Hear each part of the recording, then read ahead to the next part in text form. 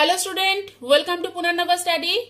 পুনর্নবা স্টাডিতে আমরা তোমাদের বলেছিলাম যে WBSSC গ্রুপ সি এবং গ্রুপ ডির জন্য আমরা স্পেশাল ক্লাস তোমাদের দেব এবং লাইভ ক্লাসও দেব। তো সেই কথা রাখতে আমরা চেষ্টা করছি প্রতিদিন ভিডিও আপলোড করা, যাতে তোমাদের পড়াশোনা করতে অনেকটা সুবিধা হয়। তো আগের দিন ম্যাথ ক্লাস দিয়েছিলাম রেকারিং ডেসিমালের উপরে, সেটা তোমাদের খুব ভালো লেগেছে, তোমরা রেসপন্স করেছো, সেটা আমাদের খুব ভালো লেগেছে। তো আজকে চলে এসেছি গ্রুপ সি এবং গ্রুপ ডির জন্য স্পেশালি জিকে সেশন। তবে এই যে জিকে গুলো যেগুলো এখন আলোচনা হবে, সেগুলো যে শুধু গ্রুপ সি এবং গ্রুপ ডির জন্য তা নয়, যে কোনো চাকরির পরীক্ষার ক্ষেত্রেই এই জিকে কোয়েশ্চেন গুলো খুবই গুরুত্বপূর্ণ। ঠিক আছে, তো বেশি কথা না বলে আমরা কোয়েশ্চেনে চলে যাই।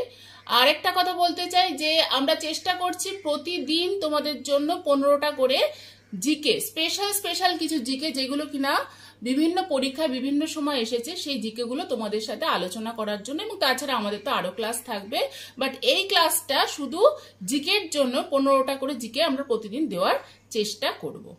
যাই হোক, তো প্রথমে তোমাদের যে জিকেটা রয়েছে আজকে দেখো, যে which river is known as Bengal's sorrow।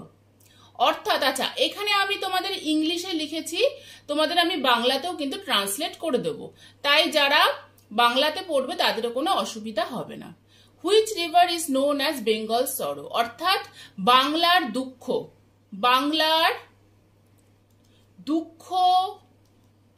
কোন নদীকে বলা হয়? বাংলার দুঃখ কোন নদীকে বলা হয়? কি কি দেখো অপশনে আছে। কোশি রিভার অর্থাৎ কোশি নদী, হুগলি রিভার হুগলি নদী, দামোদর রিভার দামোদর নদী, গঙ্গা রিভার গঙ্গা নদী। আমি জানি তোমরা এতক্ষণ নিশ্চয়ই সঠিক আনসারটা বলে দিয়েছো, সেটা হচ্ছে কি না, দামোদর রিভার। বাংলার দুঃখ কাকে বলা হয় যদি বলা হয়, তাহলে আমাদের উত্তর হবে অবশ্যই দামোদর রিভার। ঠিক আছে, দামোদর নদী। আচ্ছা, এখানে যে কোশি রিভার আছে, এই কোশি রিভার কোথাকার দুঃখ বলা হয় জানো? এটা হচ্ছে বলা হয় বিহারের দুঃখ। এটাকে বলা হয় বিহারের দুঃখ। এখানে 15টা কোয়েশ্চেন আছে বটে, কিন্তু আমরা প্রত্যেকটা পয়েন্ট নিয়ে আলোচনা করলে প্রায় 40-50টা কোয়েশ্চেনের কাছে দাঁড়াবে। ঠিক আছে, তো যাই হোক, তো দামোদর রিভারকে বলা হবে বেঙ্গল সরো অ্যান্ড কোশি রিভারকে বলা হবে বিহার সরো অথবা বিহারের দুঃখ। ঠিক আছে, নেক্সট কোয়েশ্চেন দেখো আমাদের কি আছে। First Muslim president of Congress, এখানে হচ্ছে national Congress. First Muslim president of national Congress, জাতীয় কংগ্রেসের প্রথম মুসলিম প্রেসিডেন্ট কে ছিলেন? কি কি অপশন আছে? হাকিম আজমল খান, Syed Hussain Imam, Badruddin Tyabji, none of the above. ঠিক আছে, এখানে আনসার হবে কোনটা? বদরুদ্দিন তায়েবজি। ভারতে এই আমাদের জাতীয় কংগ্রেসের প্রথম মুসলিম প্রেসিডেন্ট কে ছিলেন? না, বদরুদ্দিন তায়েবজি। ঠিক আছে, তারপরের প্রশ্নটা কি আছে দেখো। The first Buddhist council was held at. আমরা জানি যে ইতিহাসে যারা আমরা পড়াশোনা করেছি তারা আমরা জানি যে 4খানা বুদ্ধিস্ট কাউন্সিল হয়েছিল।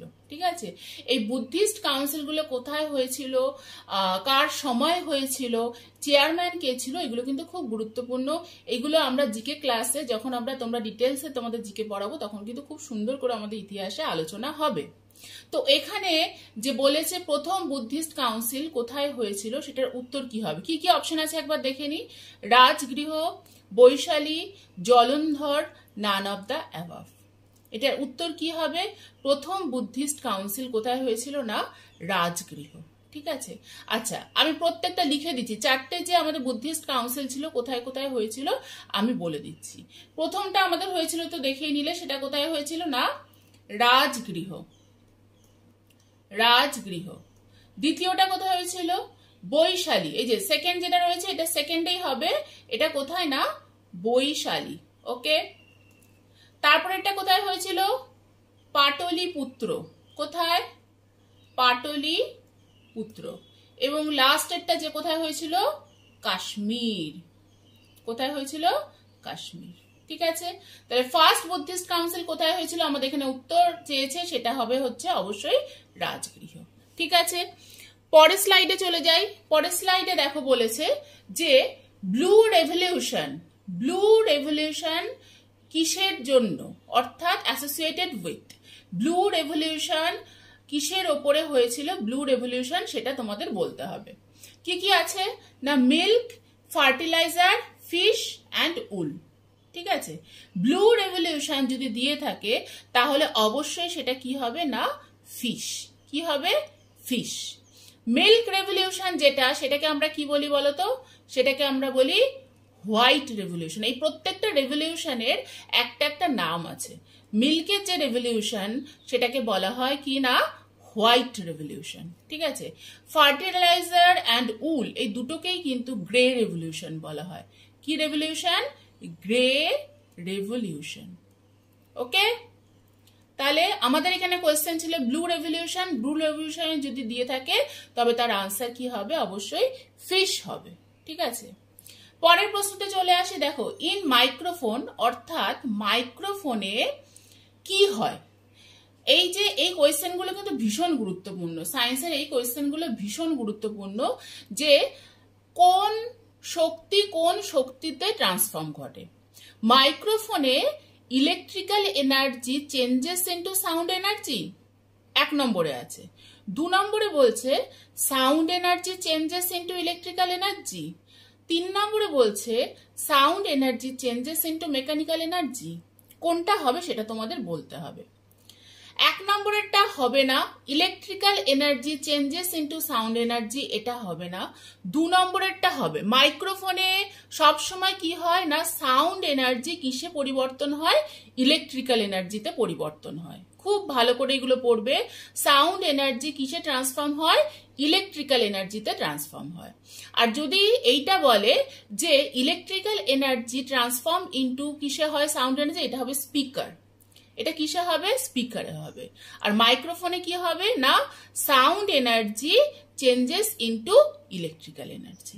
ঠিক আছে, পরের প্রশ্নটা কি আছে, হিউম্যান রাইটস ডে কবে। আচ্ছা, এই দিনগুলো ভীষণ ভালো করে পড়তে হবে। দেখো, আমি যে এক একটা করে যে টপিক বলছি, টপিকের উপরে কিন্তু তোমাদের ভালো করে আরো পড়াশোনা করতে হবে। ঠিক আছে, human rights day, human rights day কবে হয়। এখানে প্রথমটা কি আছে, 10ই ডিসেম্বর, ডিসেম্বর 10। তারপরে আছে মে 24, তারপরে আছে নভেম্বর 14, অর্থাৎ 14ই নভেম্বর। এর মধ্যে কোনটা হবে তোমাদের বলতে হবে।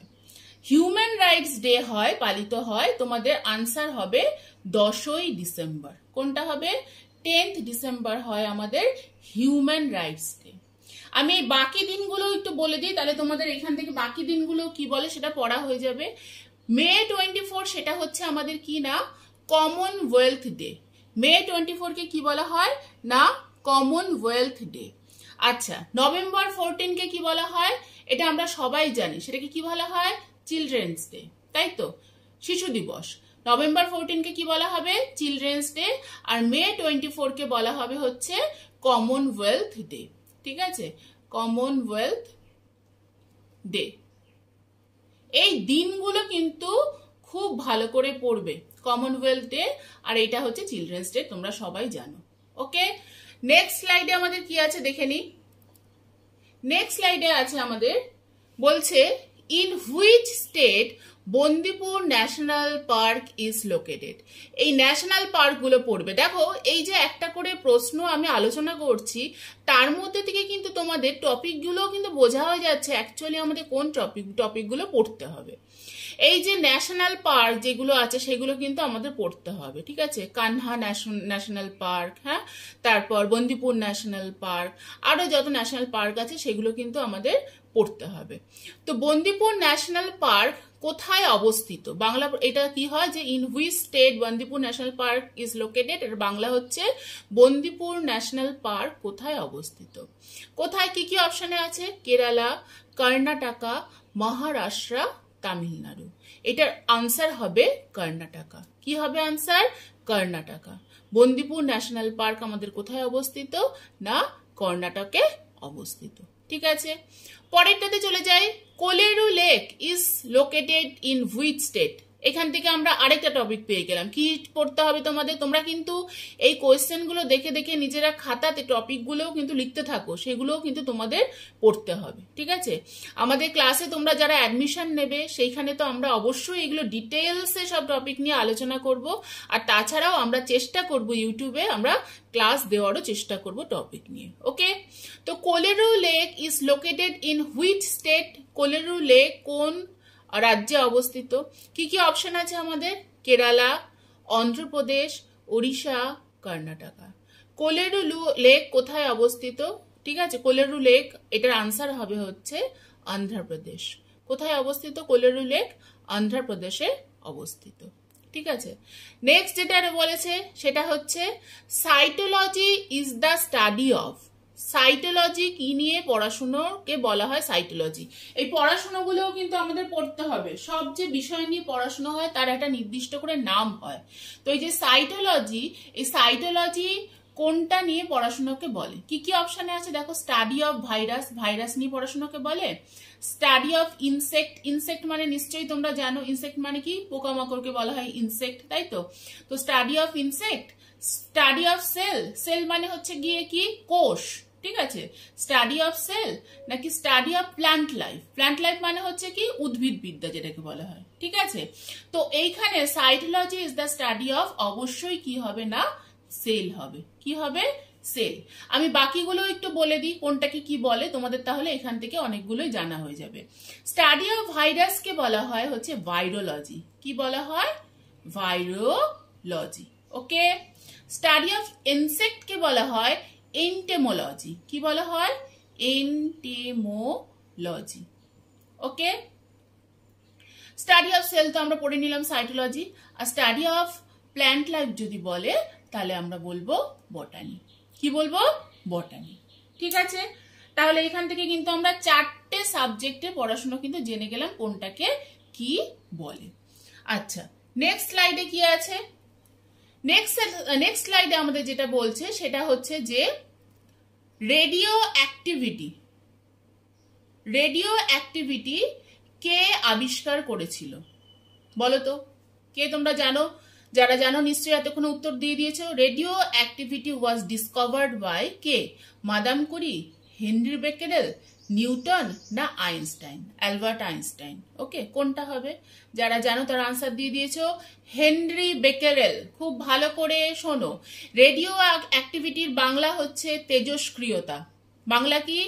তেজস্ক্রিয়তা। তেজস্ক্রিয়তা, ঠিক আছে। তো রেডিও অ্যাক্টিভিটি কে আবিষ্কার করেছিলেন? না হেনরি বেকেরেল। মাদাম কুরি কি আবিষ্কার করেছিলেন?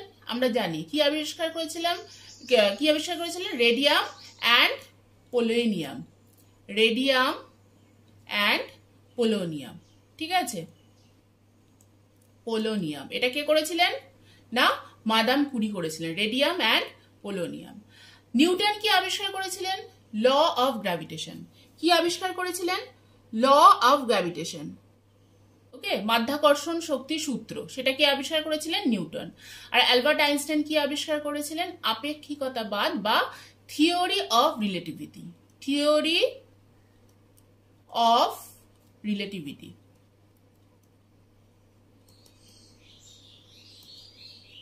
এটাকে বাংলায় বলা হয় আপেক্ষিকতাবাদ।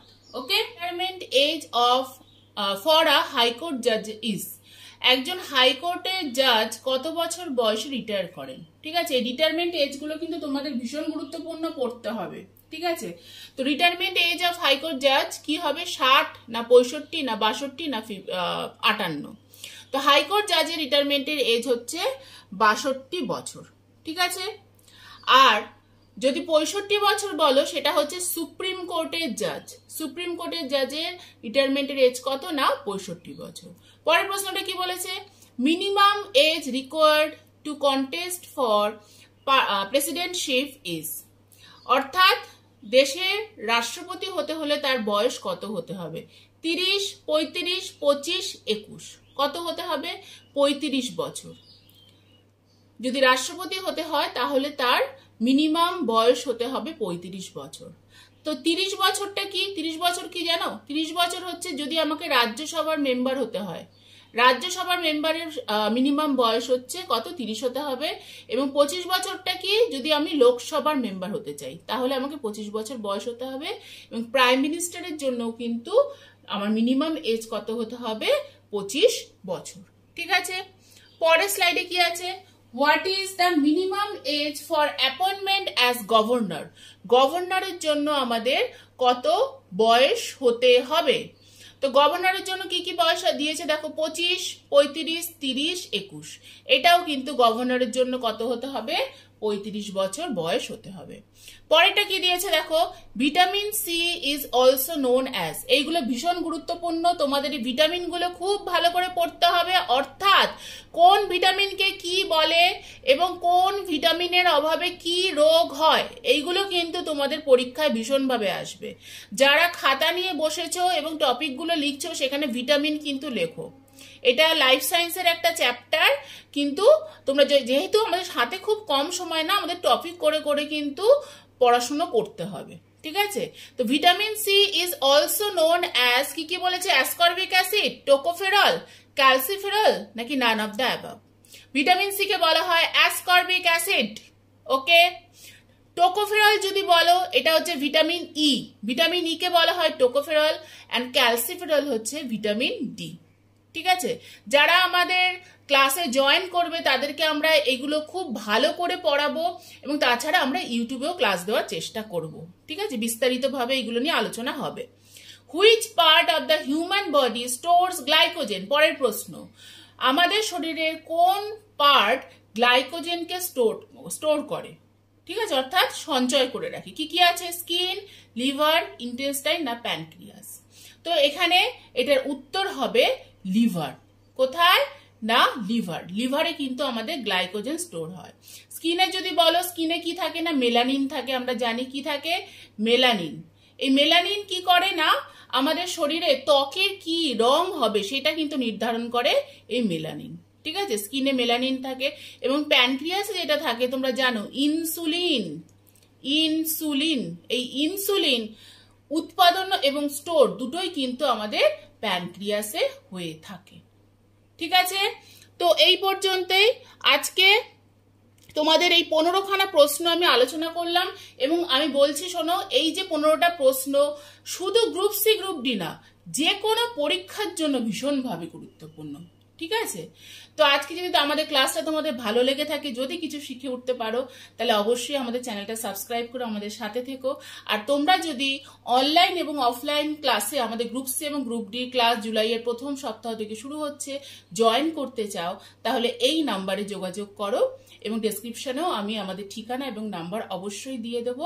সবাই খুব ভালো থেকো, সুস্থ থেকো এবং ভালোভাবে পড়াশোনা করো। আজকে এই পর্যন্তই, আসছি আবার একটা নতুন ক্লাস নিয়ে।